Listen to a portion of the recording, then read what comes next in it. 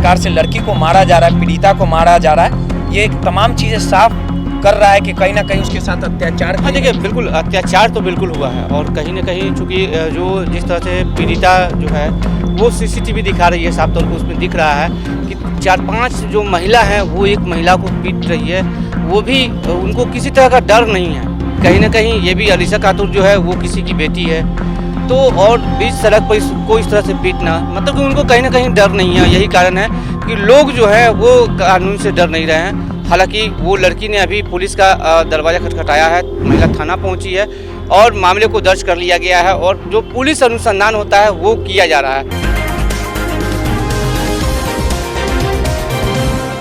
बिहार की सत्ता पर 17 सालों से नीतीश कुमार विराजमान है। नीतीश कुमार के तरफ से यह दावा वादा किया जाता है बिहार में सुशासन का राज है, कानून का राज है, बेटियों को पढ़ाने और बचाने की बात की जाती है। लेकिन समाज का एक तबका ऐसा भी है जो दहेज खातिर दूसरी की बेटियों पर अत्याचार करता है। ऐसा ही एक मामले से आज आपको हम रूबरू करा रहे हैं और ये भी बता रहे हैं कि एनबीसी सच की ताकत है और अपने कर्तव्यों को बखूबी जानता है। समाचार संकलन के साथ समाज में जो उनका दायित्व है, जो हमारा दायित्व है, उसे भी बखूबी निभाने का काम करता है। अलीशा खातून नाम की एक जो छपरा की रहने वाली बेटी थी, उसकी शादी 7 महीने पहले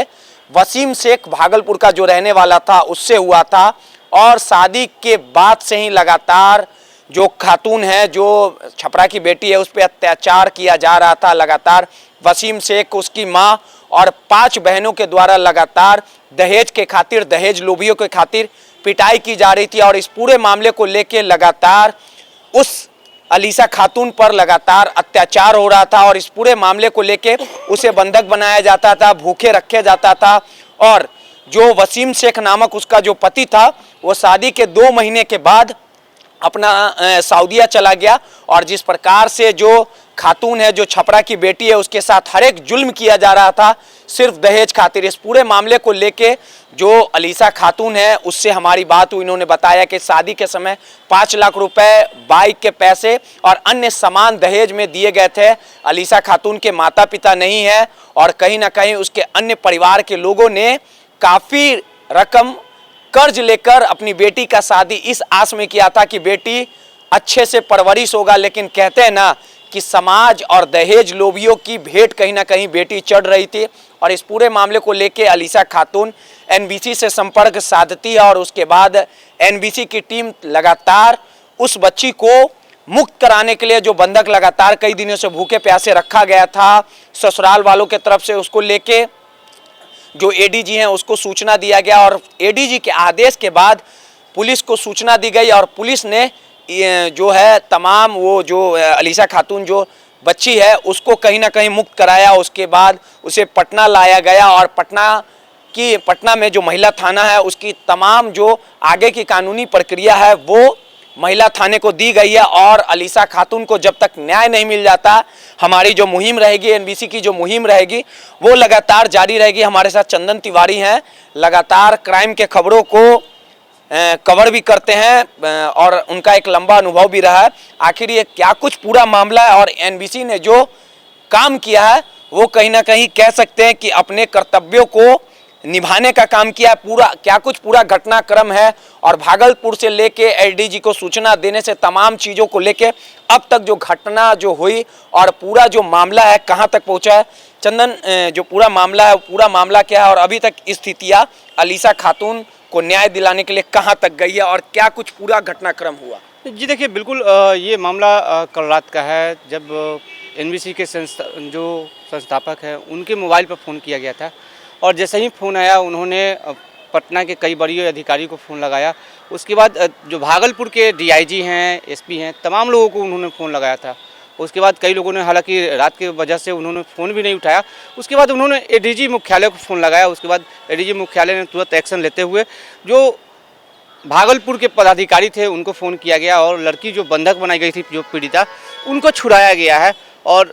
हालांकि रात में ही जो एनबीसी की टीम थी वो भागलपुर भी गई थी, लड़की को वहाँ छुड़वा दिया गया था और पुलिस अभी जो है, लड़की जो है वो महिला थाना में आवेदन दी है और उसके मामले को लेकर महिला थाना जो है वो गंभीर है और मामले की छानबीन की जा रही है। क्या कुछ जब लड़की आई तो क्या कुछ बताया, कब उसकी शादी हुई थी और लड़का जो है वसीम शेख जिस प्रकार से चीज़ें निकल के आई है कि 2 महीने से हैं कि शादी के बाद वो सऊदीया रहने लगा, उसके लड़का जो वसीम शेख है उसके अवैध संबंध भी हैं, और जिस प्रकार से सीसीटीवी में जिस प्रकार से लड़की को मारा जा रहा है, पीड़िता को मारा जा रहा है, ये तमाम चीज़ें साफ कर रहा है कि कहीं ना कहीं उसके साथ अत्याचार। हाँ देखिए, बिल्कुल अत्याचार तो बिल्कुल हुआ है, और कहीं ना कहीं चूँकि जो जिस तरह से पीड़िता जो है वो सीसीटीवी दिखा रही है, साफ तौर पर उसमें दिख रहा है कि 4-5 जो महिला हैं वो एक महिला को पीट रही है, वो भी उनको किसी तरह का डर नहीं है, क्योंकि कहीं ना कहीं ये भी अलीशा खातून जो है वो किसी की बेटी है, तो और बीच सड़क पर इसको इस तरह से पीटना, मतलब कि उनको कहीं ना कहीं डर नहीं है। यही कारण है कि लोग जो है वो कानून से डर नहीं रहे हैं। हालांकि वो लड़की ने अभी पुलिस का दरवाज़ा खटखटाया है, महिला थाना पहुंची है और मामले को दर्ज कर लिया गया है, और जो पुलिस अनुसंधान होता है वो किया जा रहा है। लेकिन सबसे बड़ी चीज़ ये है कि दहेज के लोभी जो हैं इन दिनों काफ़ी एक्टिव हुए हैं, और चूँकि जो पीड़िता का साफ तौर पर आरोप है कि लगातार उनसे दहेज मांगा जाता था,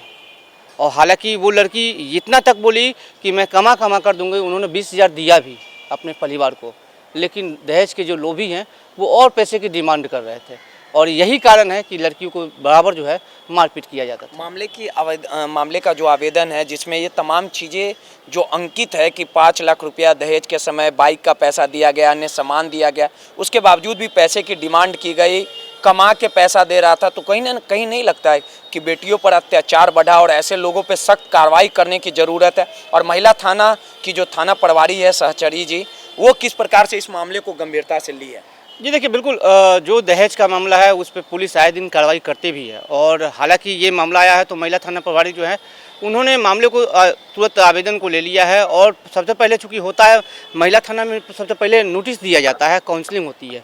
तो उसको लिए उन्होंने भागलपुर एक नोटिस जारी किया है। जो उनके परिजन हैं, उनको जो परिवार के पक्ष हैं, उन लोगों जिन लोगों पे आरोप लगाया गया है मारपीट का, उनको एक नोटिस जारी किया गया है। नोटिस के में 7 दिन के अंदर उन्हें आकर ये जवाब देना होता है, उसके बाद एफआईआर होती है। सीसीटीवी अगर वो झूठ भी बोलेंगे तो सीसीटीवी ये हाँ, सीसीटीवी में बिल्कुल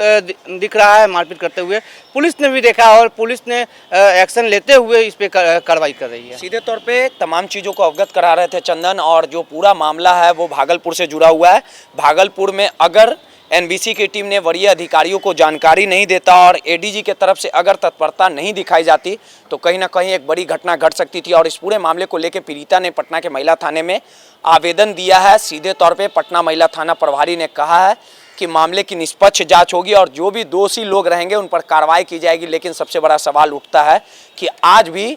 दहेज दानव जो है वो बेटियों पर अत्याचार कर रहे हैं, और ऐसे लोगों पे कड़ी कार्रवाई की जरूरत है ताकि भविष्य में इस तरह की घटना दोबारा ना घटे। रोहित, NBC 24 पटना।